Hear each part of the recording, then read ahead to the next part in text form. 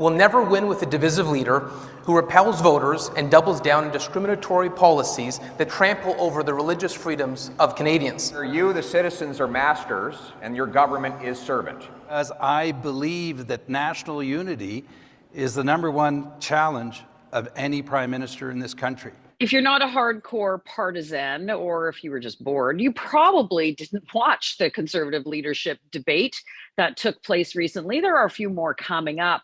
But I'm with Warren Kinsella and Brian Lilley, who did watch it. So you guys are those suckers that had to watch it in order for us to unpack and give analysis about what's going on with the federal Conservative leadership race. So Warren Kinsella, I want to just quickly start. What's the sign behind you? What's the significance of that? That's a Joy Division song, their greatest song, Love Will Tear Us Apart. But it also kind of describes what took place last night.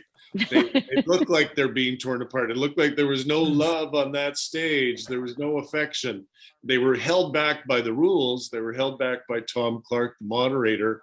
But there's not a lot of love there on that stage. I think that the Conservative Party is going to have a heck of a time holding itself together once this thing's over.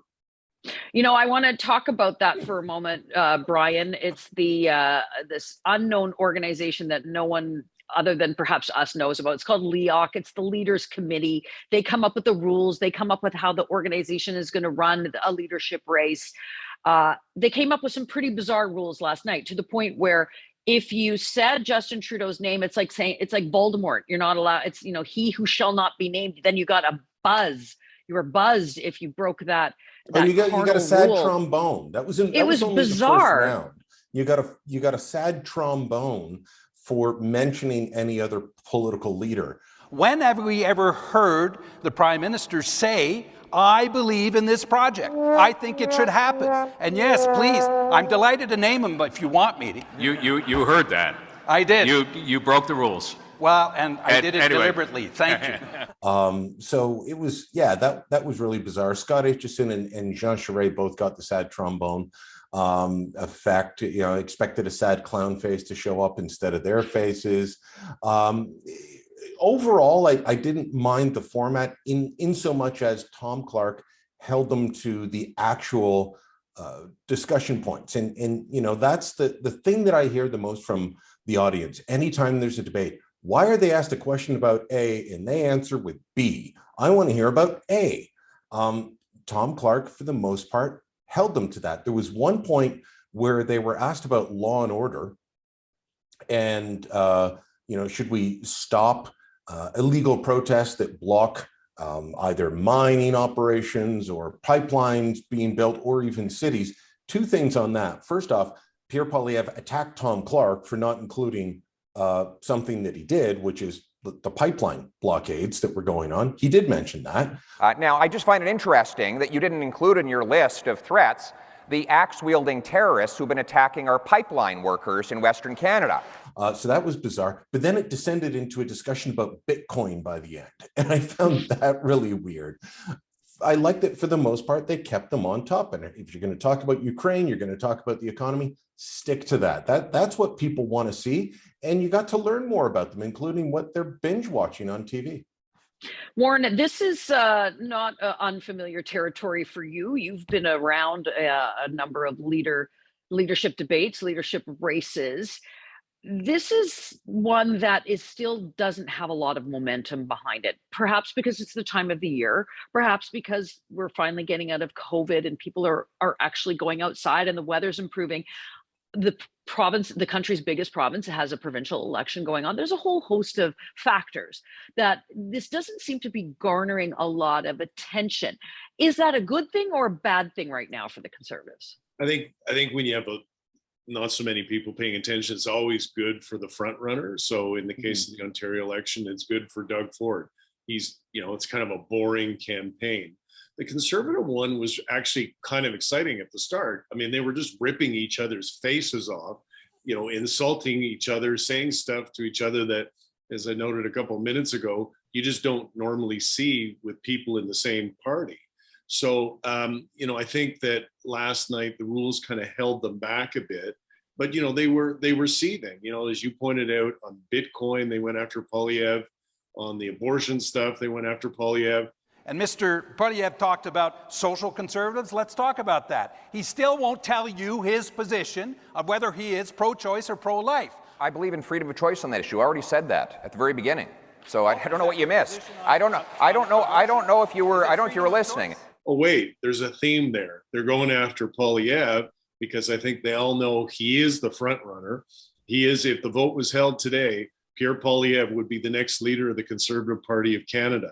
But I think that he's made some bad moves, including, not being totally clear on abortion, this Bitcoin stuff, going after the Bank of Canada. Like, who cares about the Bank of Canada? And the Bank of Canada governor has allowed himself to become the ATM machine of this government. And so I would replace him with a new governor. Pierre Poilievre does. So some of his strategy doesn't make a lot of sense to me, but I'm not the audience that they're going after. They're going after the people in that room, and he had the people in that room. So with respect to how the rules are currently set up, Brian, in terms of the weighted averages of the various ridings across the country, I would presume that Jean Charest is doing well in the province of Quebec. He's from those that are around the Charest campaign, he's doing well in the areas in Ontario, for example, that the Tories need if they want to move forward and actually win a government or even a majority government. But Pierre Poilievre, of course, remains extraordinarily popular in all across the country. But is he sort of that candidate that, because of sort of this groundswell right now and how the balloting system works, can you unpack that a little bit for us without getting too wonky about it? But Yeah. does he have to win on the first ballot to take this away? I've talked to people who have worked very closely on frontrunner campaigns that didn't work out, who say, yeah, he's got to either win on the first ballot or be very close. One person saying to me, if it's not at 45% or above on the first ballot, there's a good chance that Pierre Poilievre loses, because it becomes increasingly difficult to get that next 1%, that next 2%, and so on, to get to 50% plus 1. Each riding is worth 100 points as long as you have 100 members. So, you can have 50,000 members in a Calgary riding, but a riding with just 100 members in rural Quebec is worth just as many points. So you've got to go in sign up those ridings. And, some people will say, well, Charest will clean up in Quebec and he's doing well in Atlantic Canada. Both those are quite probably true. He's doing well there. But Patrick Brown, the Energizer Bunny of organizing, is going across the country, speaking to every single religious and ethnic minority group that he can find in small town Canada.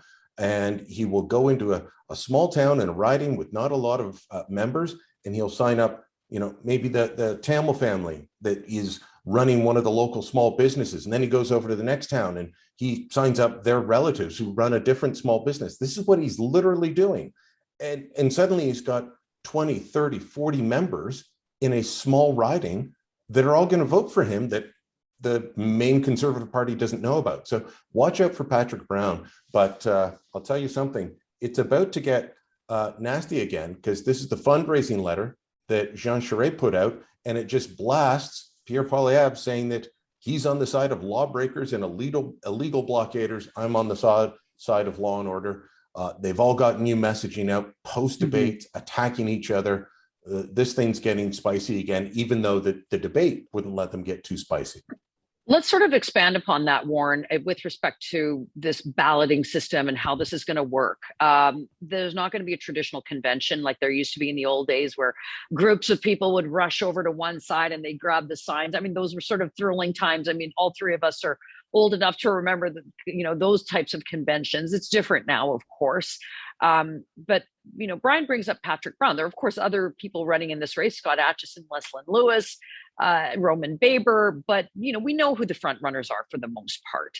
That's why we're focused on Charest and Poilievre. But Brown's an interesting addition into this, because he does have that ability to sell all those memberships. He does speak to a community that, often isn't familiar with or comfortable with conservatives. Sometimes that gets Patrick Brown into trouble, I might add. But that said, if he is not successful, say on the first ballot, where do his votes go? Who is he more aligned with those rest of those folks on that stage? Jean Charest. And, this is one of the mistakes, I think, in strategy that the Poilievre team have made. The rule in politics is divide and conquer, not unite the other side and lose to them. Last night he made a number of remarks suggesting that Charest and Brown were working together. Well, that makes it imperative, kind of makes it possible for the two of them to come together. I have to agree with Dr. Lewis and Mr. Charest. I disagree with Mr. Poilievre's approach that you can opt out of inflation with cryptocurrency.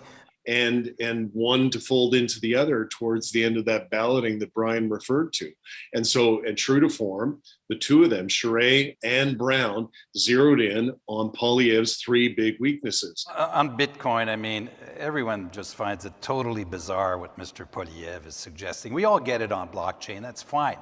Bitcoin has lost 60% of its value since November of last year, 20% in the last month. Anyone following his advice that we saw on YouTube would have lost 20% of their earnings. Do you actually think your parents enjoy having your parents lose 20% of their retirement funds? I mean, this is lunacy. This Bitcoin craziness, his fuzziness on reproductive choice, and the truckers. And so Brian has just held up that fundraising thing out. Like the law, I've been a dirty rotten liberal, and you guys know the Conservative Party better than me, but I know what the main pillars are of conservative parties. It's law and order, it's smaller government, and it's lower taxes. And Charest is zeroing in on that first one and saying, I'm the guy who favors law and order. Pierre Poilievre doesn't. And like, if I was running a liberal campaign again, I could do a 30-second spot. It would be the defaced statue of Terry Fox. It would be people urinating on the war memorial. It would people, screaming at people wearing masks in Ottawa, the horns going 24 hours a day, somebody carrying around a Confederate flag. I could do that in a 30-second spot. And then I'd show Pierre Poilievre sitting with the truckers and saying, Pierre Poilievre supports these people.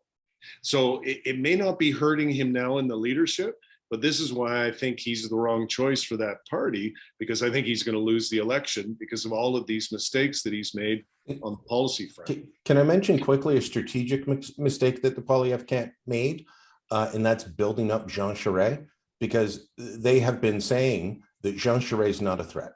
Anybody on Pierre's team you talk to, from Pierre on down, will tell you this guy's nothing. He's going to finish fourth or lower.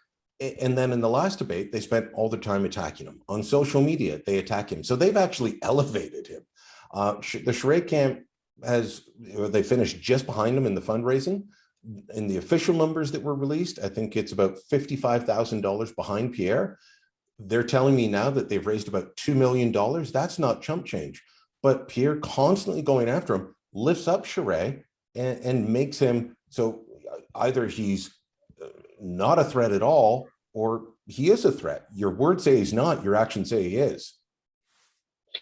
Well, we're very grateful that you two watched the debate so the rest of us didn't have to. I did it because you told me to. I had to. Well, and how about you? Are you following the Conservative leadership race? Are you planning on voting? The ballots get mailed out, if they can find 1 million envelopes, are supposed to go out to voters come August. Log on to Facebook and Twitter. Let us know what you think. And don't forget to subscribe to our YouTube channel.